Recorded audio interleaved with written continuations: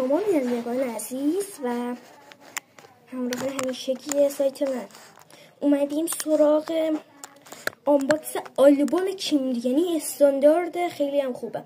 من خیلی می‌خواستم اینجاش عکس رونالدو باشه ولی حیف که نداشت و یعنی اینم این مونده عکس مسی روشه، توری کروز صد، مارسلات ونز، هالند بیسیک، نیمار پرایم شماره 4، کوچ لاسو اگه اشتباه نکنم من زیاد نمیشناسم و زلاتان ابراهیموویچ.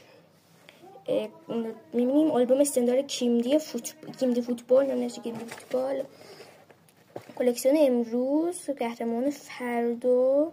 امیدوارم که عکس روش هم اینو باشه. من دیدم یه آلبوم اینطوریه ولی هر طوری که هست خیلی خوشگله. کلا مثلا قیافش بدن باشه خیلی خوشگله. خب بریم میگم آنباکسش کنیم اینو. لس باز کنیم من اینو.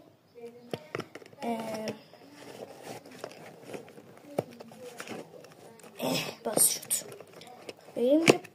ببینیم که چجوریه.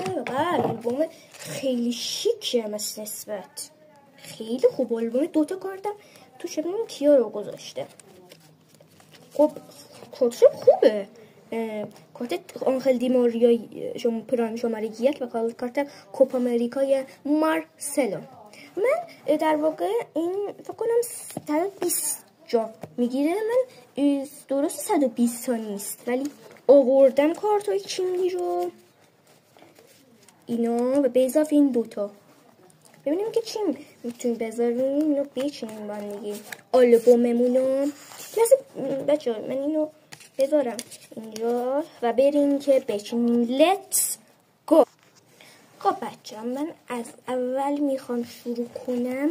کارتی که الان از اینم میخوام شروع کنم کیم دی کلابه. ببینیم اینو بذارم اینجا. کلابه اول شروع میکنیم. کیم دی کلاب، لیورپول کلاب اینجا قرار میدیم. آرسنال کلاب همین اینجا میرود.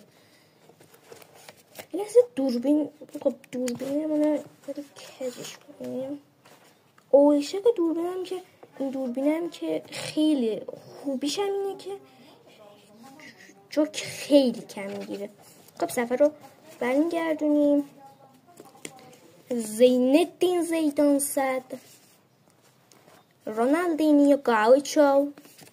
واقعا اسم کامل رونالدینیو گاوچوه. آلفرد دی استفانو 102.